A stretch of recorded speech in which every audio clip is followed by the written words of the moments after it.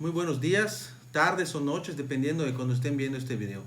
El día de hoy vamos a ver la explicación a manera conceptual con respecto a la resolución 1/2020 de la Comisión Interamericana de Derechos Humanos. En una clase anterior ya les había adelantado que les envié el material para que le den una lectura previa a esta clase virtual. También les voy a mandar las diapositivas como si fuera una clase en el aula de lo que voy a explicar actualmente para que ustedes puedan seguir con la mirada mientras yo explico.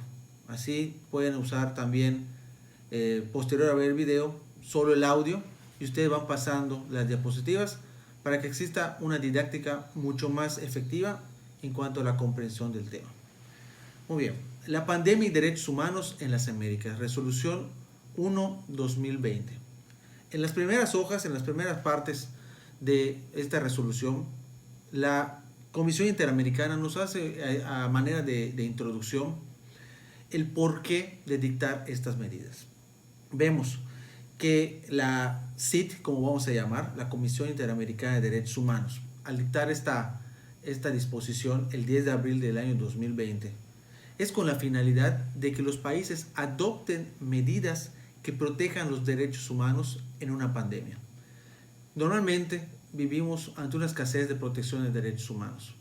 Con una pandemia, esta falta de protección, esta violación de derechos humanos puede agravarse, puede volverse mucho más complicado que gobiernos o que estados promuevan la protección de derechos humanos, la vida, la salud, la integridad de las personas, grupos vulnerables.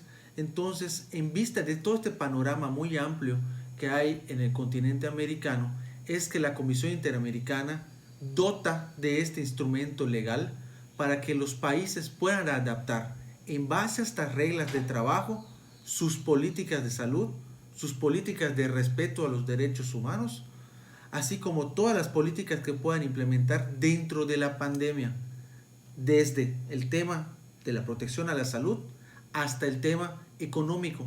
Sabemos que en una pandemia, al entrar en este periodo de cuarentena, muchas empresas dejan de funcionar por instrucción del gobierno. ¿Qué pasa con esas personas que dejan de trabajar? Muchas empresas despiden a sus empleados al no poderles pagar un sueldo, pues porque no está produciendo. Imagínense ustedes que tengan una fábrica de zapatos y que les digan su actividad no es primordial. Ustedes no van a generar ganancia y esa ganancia pues no van a poder pagar sueldos. Entonces tienen que despedir a las personas. Hay una violación de derechos humanos en materia laboral. También, ¿cómo puede surgir otro tipo de apoyos para que la gente pues se mantenga tanto alimentaria como económicamente en lo que dura esta pandemia? En la segunda diapositiva hablamos de las características del continente americano. Hemos analizado el bimestre anterior y el presente que el continente americano tiene muchas peculiaridades que lo hacen único en materia de violación de derechos humanos. Carencia en el sistema de salud, corrupción, inseguridad alimentaria, contaminación ambiental, la falta o carencia de una vivienda digna, represión y violencia, discriminación, liderazgos. Vemos cómo cada presidente tiene una estrategia, a lo mejor no la correcta. Vemos en Brasil que el presidente Bolsonaro pues minimizó la pandemia. Vemos en México que López Obrador también ha minimizado la pandemia y continuaba con sus abrazos y sus besos y los mítines.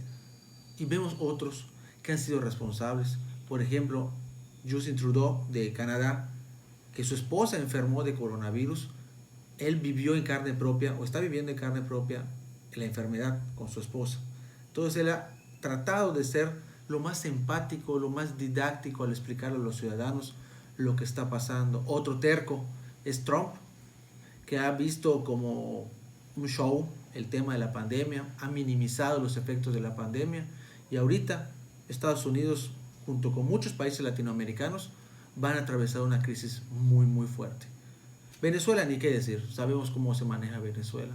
Argentina por su parte, rompiendo todos los paradigmas, el presidente Fernández se ha vuelto una insignia en su país, con medidas muy duras, pero que al final a lo mejor es lo que se necesita.